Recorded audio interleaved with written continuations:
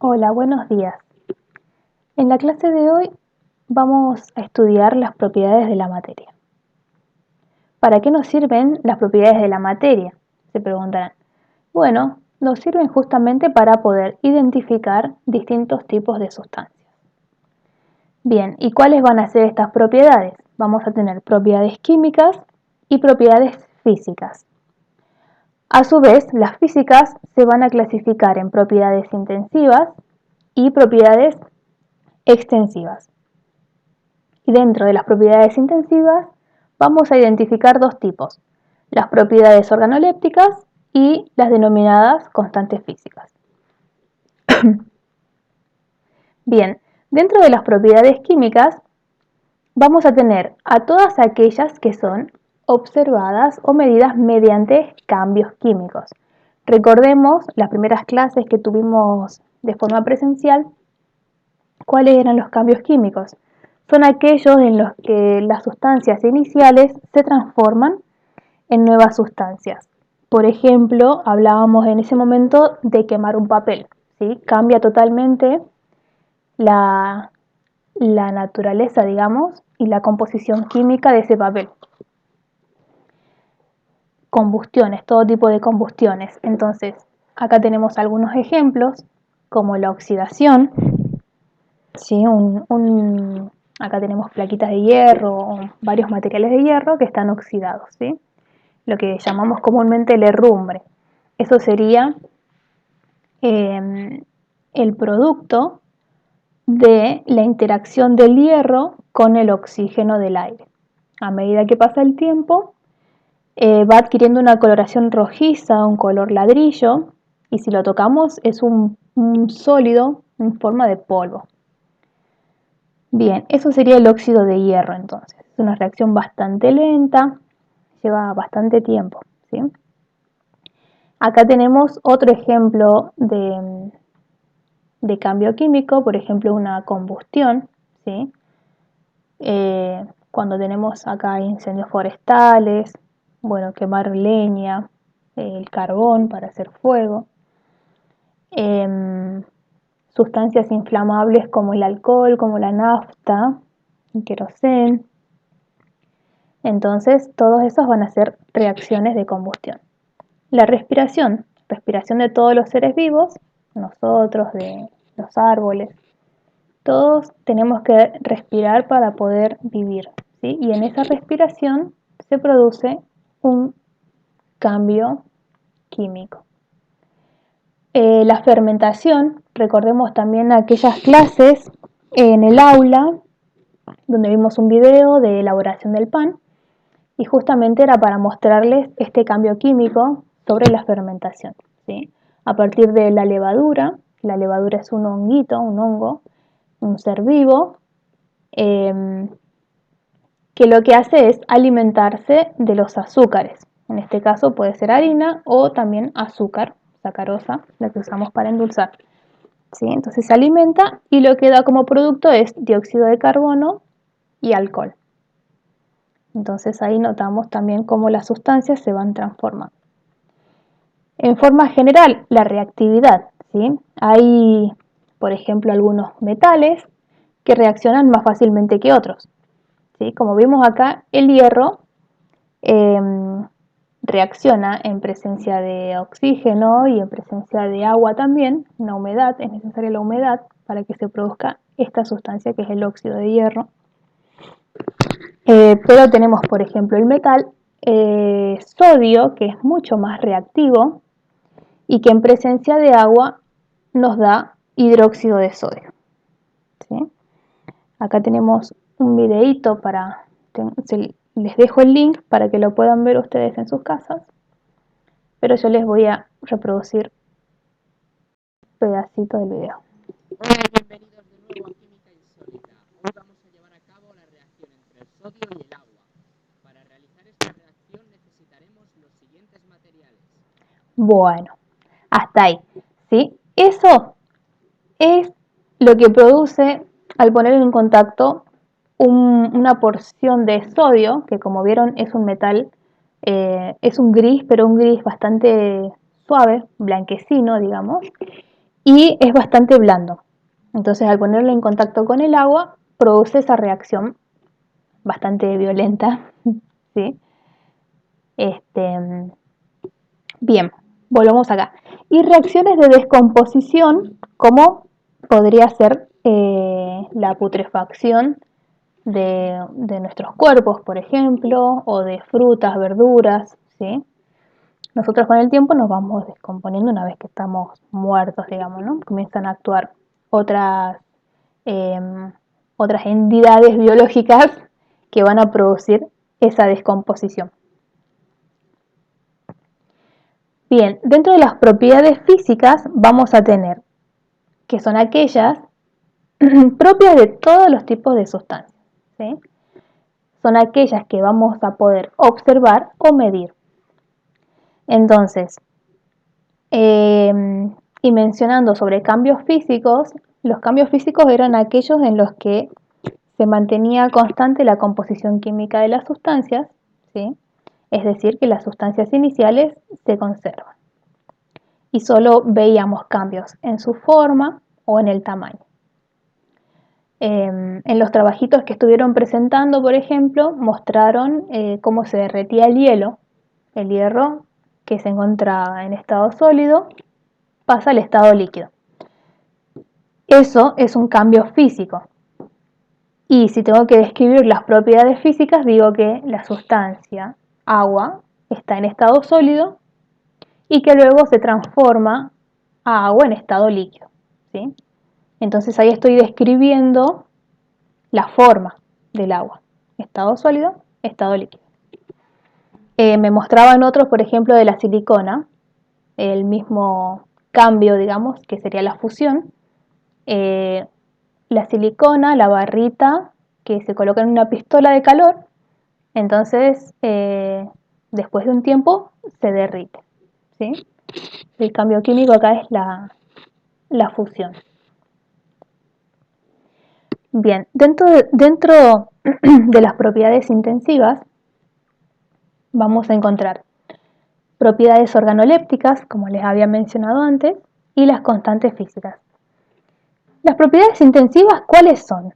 Son aquellas que no van a cambiar con respecto a la cantidad que tenga de sustancia, ¿sí? Se van a mantener constantes. Volvamos al ejemplo del agua, ¿sí? El agua, ¿qué propiedades tiene intensivas?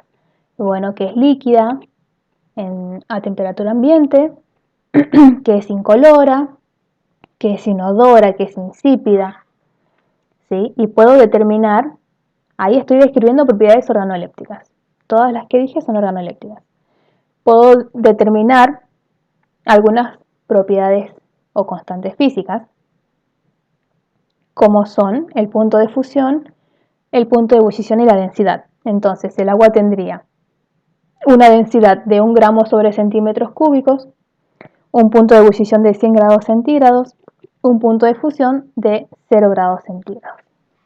Bien, más o menos les doy un ejemplo como para que puedan entenderlo.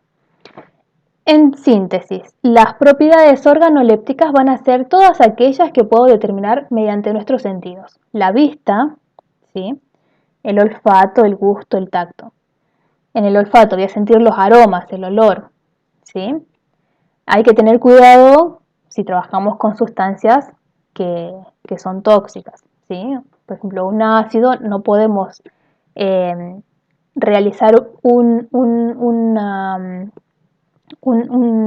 acercar el envase, digamos, en forma directa, sino que hay que hacer un movimiento con la mano y acercar ese aroma a nuestra nariz, ¿sí? Pero no un olfato directo porque eso puede dañarnos las vías respiratorias.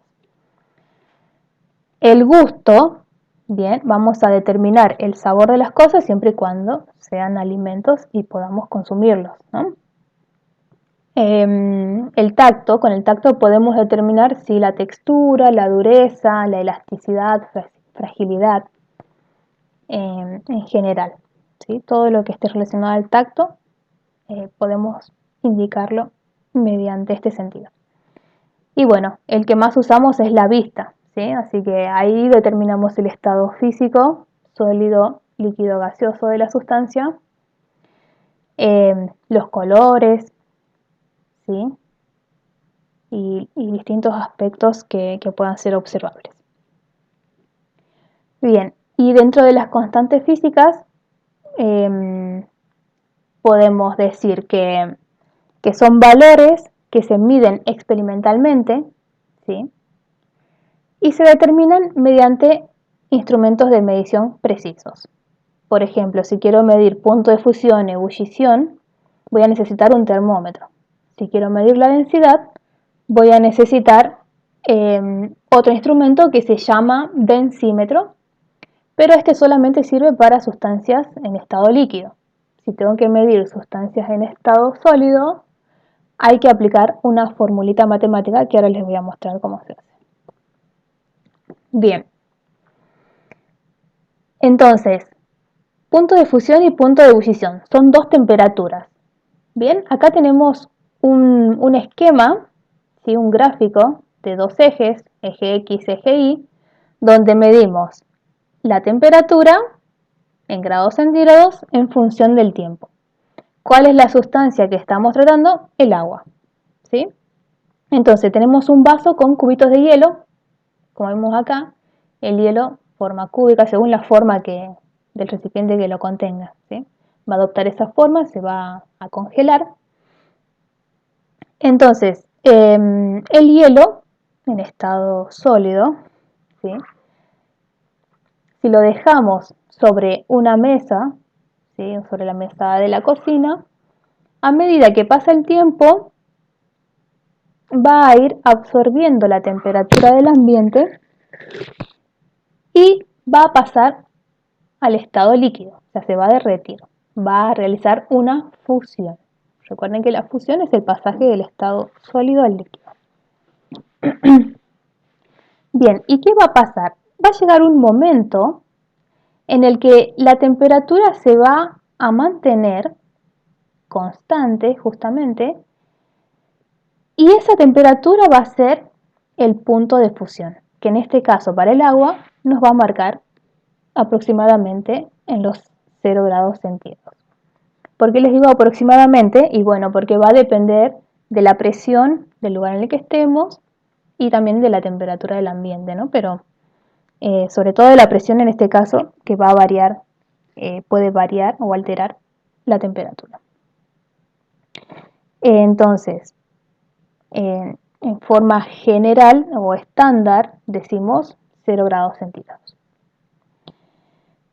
Bien, y como se fijan, la temperatura venía subiendo y justo en esta parte donde se encuentra el sistema en equilibrio entre estas dos fases, sólido y líquido, vemos este valor en forma recta, ¿sí? Esto es una gráfica de una constante. Por eso es que el punto de fusión se lo determina constante física. Bien, ¿qué pasa si llevamos este vaso que ya está en estado líquido, ¿sí? Y en estado líquido superó los 0 grados, ¿sí? Hasta aproximadamente los 100 grados centígrados se va a encontrar en estado líquido. Si lo llevamos a fuego, ¿sí? A una hornalla, ponemos este recipiente en una hornalla y comenzamos a darle más calor, que en realidad todo este proceso se logra ya una vez en la hornalla, ¿sí? Toda esta temperatura de acá se va logrando cuando el agua se va calentando, ¿verdad? Vamos a notar cerca de los 100 grados centígrados aproximadamente que comienza a formarse el vapor, ¿sí? Entonces, en ese momento la temperatura de nuevo se va a detener, ¿sí? Y va a dar toda esta gráfica constante, ¿sí? O sea, no va a haber variación de la temperatura en este tiempo. Y en ese momento se va a lograr la vaporización, que es este cambio del estado líquido al gaseoso. Y bueno, y siguiendo el sistema, digamos, si seguimos calentando esta sustancia, se va a lograr vaporizar todo, ¿sí? Una vez que no nos quede nada, logramos la evaporación de toda la sustancia, ¿sí? Logrando que pase al estado gaseoso. Bien, vaporización. Vamos a hacer acá voy a hacer un parate y les voy a aclarar. ¿Cuál es la diferencia? Vaporización, ebullición, evaporación. Los tres me indican el cambio del estado líquido al gaseoso. La vaporización es el término general, es el pasaje solamente del estado líquido al gaseoso. Cuando hablo de evaporación y ebullición, la ebullición, como vemos, se va a lograr a una temperatura constante, ¿sí? Voy a medir, por eso se llama punto de ebullición. Se va a lograr a una temperatura constante y va a ser el pasaje de todas las moléculas al estado gaseoso. La evaporación, a diferencia de la ebullición, se puede dar a cualquier temperatura. Si yo dejo simplemente un recipiente con agua en mi casa y lo dejo días y días, voy a ir notando que el agua va evaporándose, ¿sí? Justamente. Y no necesito darle calor. O sea, puede producirse ese cambio a cualquier temperatura. Esa sería la principal diferencia entre ebullición y evaporación. Bien, a continuación les dejo una tabla de puntos de ebullición y fusión de distintas sustancias. Bueno, y acá tenemos el agua, como acabamos de mencionar. Son valores estándares, digamos, en condiciones específicas de presión y temperatura. ¿Sí? Una atmósfera de presión y 20 grados centígrados de temperatura. Entonces, el agua en esas condiciones a los 0 grados estaría en estado, pasando del estado sólido al líquido, perdón, que es la fusión. Y a los 100 grados centígrados estaría pasando de líquido a gas. El alcohol, como podemos ver, necesita una menor temperatura para hacer el cambio del estado sólido al líquido, menos 117 grados centígrados. Y a los 78 grados centígrados se evapora, o sea, pasa al estado gaseoso. Por eso es que notamos que cuando ponemos alcohol en nuestras manos se evapora muy rápido, ¿sí? Necesita poca temperatura. Y bueno, y acá tienen varios metales como el hierro, el cobre, el aluminio, el plomo y el mercurio, que de todos estos que les puse acá, a temperatura ambiente, el mercurio es el único que estaría en estado líquido. Después el resto son sólidos. Y acá tenemos las temperaturas de fusión, temperaturas de ebullición. Bien, vamos a explicar ahora la densidad. ¿Qué es la densidad? La densidad es una constante física, como les mencioné anteriormente, es una propiedad intensiva también, ¿sí? Y se va a determinar dividiendo la masa de una sustancia por el volumen que ocupa la misma. Acá lo tenemos en forma esquemática. La masa la medimos en unidad de masa, kilogramos, gramos, ¿sí? Y el volumen lo vamos a medir en metros cúbicos, centímetros cúbicos, por ejemplo. Y acá les dejo una situación problemática, digamos, ¿sí? Una situación donde tenemos dos bloques que tienen el mismo volumen, ¿sí? Pero este es un bloque de madera y este es un bloque de hierro. Ambos tienen 15 centímetros cúbicos de volumen, ¿sí? Entonces, midiendo la masa, determinamos que la masa de este bloque de madera son 20 gramos y la del bloque de hierro 85 gramos. ¿Qué significaría en este caso la masa? Cuando hablamos que la masa es la cantidad de materia, ¿sí? Perdón, me fui. Estamos hablando de la cantidad de moléculas que tendría en un determinado espacio, ¿sí? Acá está la forma de representación con el modelo de esferas, ¿sí? Y vemos que en la madera hay entonces menos cantidad de moléculas que en el bloque de hierro. Bien. Entonces, ¿cuál de los dos tendría mayor densidad? ¿Cuál sería el más denso? ¿Qué creen ustedes?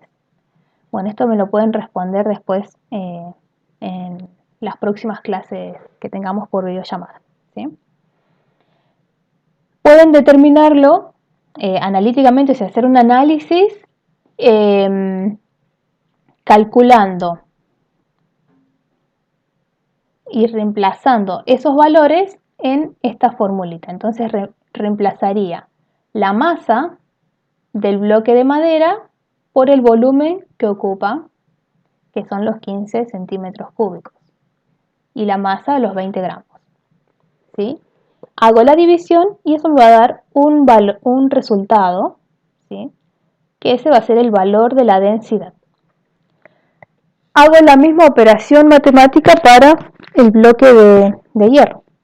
Reemplazo la masa, los 80 gramos, dividido el volumen, 85 gramos, perdón, dividido el volumen que son los 15 centímetros cúbicos. Obtengo el resultado y comparo ambos para poder determinar cuál es el más denso. Bueno, en esta placa les muestro valores de varias densidades, ¿sí? Como pueden observar acá, las densidades, la unidad de la densidad es siempre unidad de masa dividido unidad de volumen. En este caso tenemos todas medidas en gramos sobre centímetros cúbicos, que es la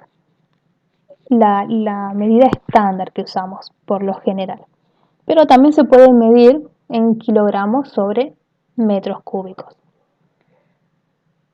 Bien, vamos a hacer el análisis entonces de estas densidades. Tengo algunas sustancias en estado sólido y tengo dos en estado líquido. Por ejemplo, el hierro, ¿qué significaría? Que tiene 7,8 gramos sobre centímetros cúbicos. Significa que ocupa o tiene una masa de 7,8 gramos de hierro en un centímetro cúbico de volumen. ¿Sí? El cobre, por ejemplo, tiene 8,9 gramos en un centímetro cúbico de volumen. Vemos que comparando estos dos, el cobre entonces es más denso que el hierro, ¿sí? O sea, tiene mayor masa en el mismo volumen. Tenemos acá la plata, tiene una densidad de 10,5 gramos sobre centímetros cúbicos.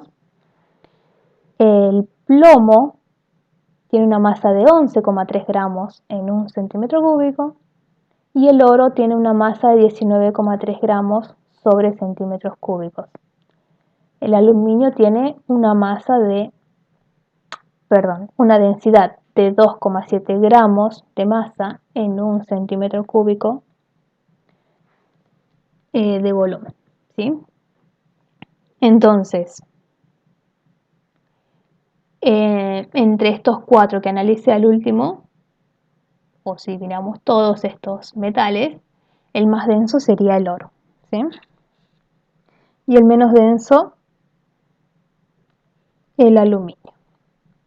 Acá tenemos dos minerales, el diamante y el cuarzo. El diamante está compuesto por carbono, que se logra a temperaturas muy altas, bastante presión, y este proceso natural, ¿sí?, lleva bastantes años, muchos años de formación. Bien, el diamante, que es bastante caro, es muy cotizado, tiene 3,5 gramos por centímetros cúbicos. Y este otro mineral se llama cuarzo, ¿sí?, capaz que tienen en sus casas cuarzo. El cuarzo está compuesto por sílice, sería dióxido de silicio, es la misma composición química de la arena. Y también tiene su transformación con bastante temperatura, se logran en las profundidades de la Tierra. ¿sí? Bien, y se obtiene este mineral. El cuarzo tiene 2,6 gramos sobre centímetros cúbicos. Y vamos a comparar estos dos líquidos, agua y aceite. El agua, como ya les había mencionado, tiene una densidad de 1 gramo sobre centímetro cúbico. Y el aceite, 0,9 gramos sobre centímetros cúbicos. Si ustedes ya realizaron la experiencia en la escuela en algún momento, en la primaria por ejemplo, de mezclar estos dos líquidos, ¿sí? Habrán notado que el aceite siempre se deposita arriba del agua, ¿sí? Y si no lo hicieron, pueden probarlo. Les dejo abierta esta propuesta para que hagan la experiencia. Pueden poner en un recipiente un poco de agua, ¿sí? Y un poco de aceite y ver qué pasa. Y después pueden cambiar la experiencia poniendo primero el aceite y colocando arriba el agua. Y lo mismo, observan qué pasa. Pero bueno, como podemos ver, el aceite es menos denso, así que la información que nos daría es que siempre va a quedar arriba el aceite. Bien, y esto nos lleva a plantearnos la siguiente pregunta. ¿Por qué flotan algunos cuerpos? ¿Por qué flotamos nosotros también? ¿Sí? Cuando estamos en el agua. Bien, tendríamos que relacionarlo con la densidad, ¿no? Y lo primero que diríamos es que, bueno, si esta pelota entonces sería menos densa que el agua, por eso es que flota. Y lo mismo, acá puse una imagen de un iceberg o un témpano en el agua, ¿sí? A pesar de que es bastante grande, bastante amplio el tamaño de este iceberg, ¿por qué flotaría, digamos, no? Bueno, sí, es menos denso que el agua, por eso flota. Pero, ¿a qué se debe esa menor densidad? Bueno, si analizamos las moléculas, la disposición de las moléculas del agua en estado sólido, forman, les voy a explicar de manera sencilla, forman como una red, ¿sí? Forman entre las moléculas de agua, se van a ir uniendo, interaccionando, formando redes. Imagínense esas medias de red. Y los espacios huequitos, los huecos, ¿sí? Que hay entre molécula y molécula, va a tener aire. Entonces, digamos, la estructura del agua va a ser porosa. Y ahora vamos a imaginarnos una piedra pómez o una esponja que tiene bastante porosidad. Bueno, y esos espacios vacíos es lo que alivianan, por decirlo así, la densidad del hielo en este caso, ¿sí? O del agua en estado sólido. Entonces, por ende, va a ser menos denso, ¿sí? Va a ser más liviano y va a flotar. Bien, pasemos ahora a las propiedades extensivas. Hay muchas propiedades intensivas más, ¿sí? Yo tomé las más relevantes y son un montón, así que bueno, vamos a ir por parte y a medida que nos vaya dando el tiempo o nos permita las posibilidades de tiempo y de ritmo, vamos a ver si ampliamos algunas otras, pero estas son las más relevantes, ¿sí? Bien, pasemos ahora sí a las propiedades extensivas. La palabra extensiva viene de extensión y quiero que relacionen acá la palabra extensión con tamaño, con cantidad, ¿sí? Entonces, todas las propiedades que analicemos acá van a tener que ver con la cantidad de sustancia a tratar. Entonces, ¿qué podemos medir? Entonces, la masa, ¿sí? Solamente la masa, los gramos, como dijimos hace rato, ¿sí? ¿Cuál tenía mayor masa, el bloque de madera o el bloque de hierro? Bien, el bloque de hierro, porque tenía 85 gramos y la masa solo 20. Comparo solo masa, tengo más masa de hierro. Longitud. Por ejemplo, puedo medir la longitud de este espejo, ¿sí? Una sola dimensión me daría la longitud. Y lo puedo determinar o medir con una regla, dependiendo del tamaño de mi objeto, o con un metro si es algo más grande. Por ejemplo, para el espejo, sería más conveniente usar un espejo. Si quiero medir el tamaño de un lápiz, puedo usar tranquilamente una regla, ¿sí? Entonces, depende del objeto que quiera medir, o sustancia, en este caso objetos, perdón, se elige un instrumento u otro. La superficie, que sería todo el área de este espejo, todo lo que mide este espejo, está determinado por dos dimensiones, el ancho y el alto. Entonces, yo tengo que medir ambas, ¿sí? Ambas distancias y multiplicarlas. Y el resultado de esa multiplicación me va a dar la superficie. La superficie la medimos en centímetros cuadrados, metros cuadrados. Bien. Entonces, si yo quiero comprar un espejo, le tengo que decir al vendedor la superficie del espejo que quiero. Si quiero uno más chico, entonces voy a medir lo mismo, ¿sí? Pero lógicamente vemos que el tamaño de este espejo es mucho más pequeño que este. Entonces ahí comparo esta propiedad extensiva, la cantidad, ¿sí? ¿Sí? Un espejo es más chico que el otro. Simplemente eso. Bueno, y de igual manera va a pasar con el volumen.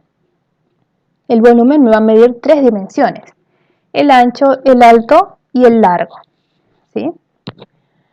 Volviendo al ejemplo del bloque, tenemos el largo, ¿sí? El ancho y el alto. Mido esas tres dimensiones y las multiplico, y eso me va a dar como resultado todo el espacio que ocupa este cuerpo, es decir, su volumen. En este caso, 15 centímetros cúbicos. Fíjense que la unidad es al cubo, porque medí justamente tres dimensiones. Bien, bueno, acá les dejo un resumen de lo que serían las propiedades intensivas y extensivas, ¿sí? Para que cada uno lo lea. Ahora, ¿cuál de las dos propiedades me permite identificar una sustancia? Por ejemplo, si volvemos a este caso, hablábamos de la superficie del espejo, ¿sí? Pero si yo tendría que diferenciar e individualizar una sustancia, en este caso no me estaría sirviendo. Estamos hablando del vidrio, o sea, ambos son vidrio, solo voy a diferenciar su tamaño, pero nada más. Si vamos acá, analizando la densidad, por ejemplo, la densidad me va a permitir identificar si algún objeto está compuesto por cobre o no, determinando la densidad. Si me da este valor es porque sí tiene cobre. Si me da otro valor distinto es porque no es cobre, ¿sí? Son valores específicos las densidades. ¿Qué otra propiedad? Hablando de las propiedades organolépticas, intensivas organolépticas, por ejemplo, del aceite puedo decir que tiene color amarillo, ¿sí?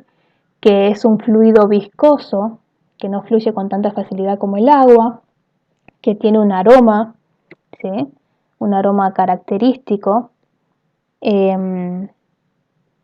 Entonces, estas propiedades que estoy describiendo son las intensivas y justamente son las que me van a resultar más efectivas para poder describir o identificar una sustancia. Bueno, y acá les dejo un cuadrito con una síntesis. Las propiedades físicas entonces no alteran la identidad de la materia, ¿sí? Recordemos que no van a producir cambios en ella. Y acá encontramos, por ejemplo, el color, el estado físico, la masa, el peso, ¿sí? En estas están contenidas todas las que corresponden a las propiedades intensivas y extensivas. Están contenidas estas dos. Si se fijan después con detalle, van a poder ver que están incluidas ambas. Bien, las químicas son aquellas cuya capacidad de la sustancia me va a indicar o me va a mostrar, o lo de mostrar, perdón, vuelvo a repetir, si una sustancia puede o no transformarse en otra. ¿Sí? Entonces yo ahí voy a observar la reactividad de esa sustancia. Y acá encontramos como ejemplos combustión del carbón. Entonces yo puedo decir como propiedad del carbón que puede arder, ¿sí? Que se puede quemar. Por ejemplo, si yo mezclo el hidrógeno con el oxígeno, sé que producen agua, ¿sí? Entonces, si yo mezclo hidrógeno con oxígeno, estoy hablando de la reactividad de estos dos elementos, ¿sí? Bien, y dentro de las propiedades intensivas tenemos aquellas que no varían con la cantidad, recordemos que son las que no cambian con la cantidad a tratar, o sea, con su masa, ¿no? Y acá vamos a describir, por ejemplo, el color, punto de fusión, ebullición, la densidad. Las propiedades extensivas son aquellas que sí varían con la cantidad. Y acá tenemos el peso, el volumen, la masa, la altura, ¿sí? La superficie, el volumen, etc. Bien, espero que se haya entendido bastante el tema. Es un poquito largo, pero bueno, espero que les resulte útil. Bien, y por último, les voy a dejar esta tarea, ¿sí? Esta diapositiva en la cual incluí varias características o propiedades del oxígeno, ¿sí? Y lo que van a tener que hacer aquí es clasificar, ¿sí? Van a indicar en una hoja de carpeta si quieren, o pueden hacer un Word, lo que les resulte más cómodo y lo que tengan en disponibilidad, ¿sí? Con el recurso que tengan en disponibilidad. Bien, entonces van a leer cada una de estas propiedades y las van a clasificar, si corresponden a una propiedad física o química. Si es física, tienen que indicar si es extensiva o si es intensiva. Y a su vez, si es intensiva, van a indicar si es organoléptica o si es una constante física, ¿sí? O sea, precisar ahí lo más que puedan cada una. Bueno, me despido entonces con esto, espero que tengan un buen día y nos estamos viendo la semana que viene.